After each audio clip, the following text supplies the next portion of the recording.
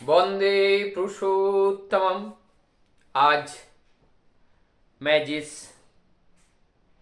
बात के ऊपर चर्चा करने जा रहा हूँ, ये परम दयाल सच्चे ठाकुर जी के जो आचार्य चर्या के द्वितीय खंड से वाणी है 309 नंबर। और इसमें नरक के अग्रदूत कौन, नरक माने क्या है और स्वर्ग माने क्या है, सबसे पहले इस बात को जानने से पहले हमें समझना पड़ेगा। स्वर्ग उसे कहते हैं जहां सत्य के साथ हम विचारण करते हैं, सत्य के साथ विचारण करते हैं तो वहां हमारे सत्य चित और आनंद, सत्य भी रहता है। जहां सत्य है वहां चैतन्य है, और जहां चैतन्य है वहां ज्ञान है, और जहां ज्ञान है वहां प्रकाश है, और जहां प्रकाश है वहीं आनंद है। तो सत्य चित्त आनंद ये है स्वर्ग। और नरक जो है ठीक इसके उल्टा है। जहां असत है, जहां अचेतन है, जहां निरानंद है, वही है नरक। तो ऐसा परिस्थिति जब हमारे जीवन में जिस दिन जिस पल ये घटित होता है, हमें सोचना चाहिए कि मैं आज नरक में रहा हूं। ना तो ये स्वर्ग, ना नरक, ना मर्त्यलोक, ये सारे लोक अलग अलग कहीं स्थान नहीं होते हैं। सभी सब चीज का स्थान यही होते हैं। और ये भाव हमारी की जो भाव होते हैं वही भाव का जो स्तर होते हैं, और वो भाव का स्तर से हमारी मनोदशा होती है। और मर्ग के दशा के अनुरूप हम कभी सुखी होते हैं, हम कभी दुखी होते हैं। उसी के आधार पर स्वर्ग और नरक का निर्धारित किया जाता है। तो यहाँ पे कह रहे हैं कि ये जो नरक में ले जाने का जो अग्रदूत है, सबसे पहले नरक तक हमें पहुंचाने के लिए कौन सहयोग करते हैं? दूत माने जो हमें वहां तक पहुंचाते हैं, जो ये एक तरीके का मैसेंजर है। कौन है ऐसा सोर्स, कौन है ऐसा शक्ति जो हमारी इस जीवन को नरक के द्वार तक पहुंचाने में सहयोग करते हैं? कौन कौन सा आचरण, कौन कौन सा चलन, कौन कौन सा चरित्र हम जीवन में जब धारण करने से हम नरक के पथ पर पहुंच पाते हैं और नरकगामी होते हैं। यहां पे कहते हैं कि सबसे पहले कि जहां हम स्वस्थ प्रवंचित हैं, जहां हम स्वार्थ प्रवंचित हैं, अर्थात हम स्वार्थ सिद्ध करने का प्रयास करते हैं। स्वार्थ मतलब सेल्फिश, हमारी व्यक्तिगत जो बहुत हमारी प्रवृत्ति की खुराक पूर्ण करने के लिए जिस कार्य को हम करते हैं और उसी में हमारा निष्ठा है, हम अपने व्यक्ति स्वार्थ पूर्ण कार्य में हम लगे रहते हैं, उसी में हमारा निष्ठा है।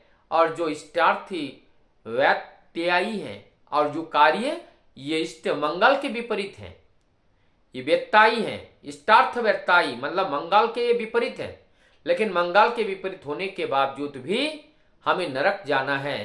तो इसीलिए हमें जो स्वार्थ है, अपने व्यक्ति स्वार्थ हैं, हम उसको ज्यादा पसंद करते हैं।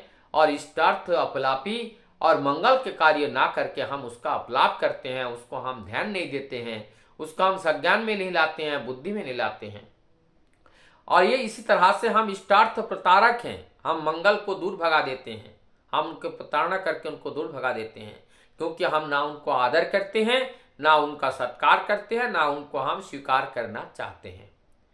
तो इष्ट स्मरण जिनकी स्वार्थ लिप्सा का ईंधन बन गया हो, जो इष्ट स्मरण क्या है? स्वार्थ लिप्सा। हम इष्ट का स्मरण करते हैं, लेकिन इष्ट को ढाल बना करके जहां हमारा व्यक्ति स्वार्थ जहां पूरा होता है वहीं पे ही हम इष्ट को याद करते हैं। नहीं तो हम इष्ट को याद, हमारे स्वार्थ के बिना हम इष्ट को याद नहीं करते हैं। कभी भी अनुराग के छलावे में, कभी विराग उच्छ्वास में, जिस पद पर स्वार्थ का गर्वेक्षा की प्रतिष्ठा होती है उसमें ही नियोजित होता है। बोलते हैं कि हमारा जो अनुराग है, जो टान है, वो छलवा में है। छलवा हमने झूठ बोलना, प्रवंचना करना, वहां पे है, वह हमारे अनुराग हैं। और ऐसे अनुराग जब हमारे छलवा के प्रति होती हैं, छलावे की प्रति होती हैं और इष्ट के प्रति से हम विपथगामी हो जाते हैं, तब ये मंगल हमारे जीवन में ना आकर के हम अमंगल हमारे जीवन में आता है। और आत्म स्वार्थ की आराधना करते रहे हैं। और ये आत्म स्वार्थ क्या है, आत्म स्वार्थ क्या है, व्यक्ति स्वार्थ क्या है, ये आत्म स्वार्थ, हमारी आत्म स्वार्थ की आराधना करते रहे हैं। वे जितनी ही सुष्ट दृष्टि संपन्न क्यों ना हो, नरक दंदुनी के अग्रदूत है वे। स्टासन लाभ की अग्र मादकता के द्वारा गुरुत्व का आह्वान कर जो अपनी सतन श्री की वृद्धि करना चाहते हैं, हमारे अंदर जो सतन श्री हैं, हमारे अंदर जो शैतान है, अर्थात हमारे अंदर की जो काम क्रोध लोभ, ये जो मोह, ये अतिरिक्त जब होते हैं, नियम से पार करके जब ये हमें बुला लेते हैं, तो हमारी जीवन को नरक में ले जाने का कार्य करते हैं। ऐसा जो प्रवृत्ति है वो शतन श्री के नाम से उनको आख्यायित किया गया। वे दरअसल विभत्स नारकीय हैं। कहते हैं यही, ये जो शतन श्री हैं, यही हमारी जो प्रवृत्तियां हैं, और ये प्रवृत्तियां जब जरूरत से ज़्यादा इस प्रवृत्तियां जब एक्टिवेट होते हैं तो हमारी जीवन को नारकीय बना देते हैं। अर्थात हमारी कोई भी चीज़ अति भला कभी अच्छा नहीं होता है। अति भला ना बोलना, अति चुप रहना, ये सब चीज़ अच्छा नहीं है। अति धूप, अति बारिश, ये अच्छा नहीं है। तो अच्छा क्या है, जितना ज़रूरत है उतना होना। तो अति का भला कभी नहीं है। तो यहाँ पे ये हमें नरक द्वार की ओर ले जाते हैं। और ये क्या है, जो शतन बेमूढ़ मंत्रपुत व्यभिचार के अग्रदूत हैं, उनसे सावधान रहो। ठाकुर जी ये बोलते हैं कि ये जो इस तरह का जो टेंडेंसी और जो कैरेक्टर्स के व्यक्ति हैं, या जो कैरेक्टर्स अपने अंदर पनप चुका है, इनसे हमें सतर्क रहना पड़ेगा, नहीं तो ये नरक के द्वार तक धकेलते हुए हमें लेके चला जाएगा। और हमारे जीवन में क्या आएगी, संघात आएगी, हमारे जीवन में बाधाएं आएगी, और वो बाधाएं हमारे जीवन को अवसन्न कर देगा। तो हमारी ये जीवन के बाधाएं कहां से आती हैं कि हमारे जीवन में सत्य पथ को त्याग करके असत पथ को सत्य मानकर जब हम चलने लगते हैं, और इनका परिणाम जब आना शुरू होता है, तो हमारे जीवन के सामने अंधकार के रूप में एक पहाड़ सा दुख, कष्ट, दरिद्र, शोक और बाधक के रूप में वो खड़ी हो जाती हैं।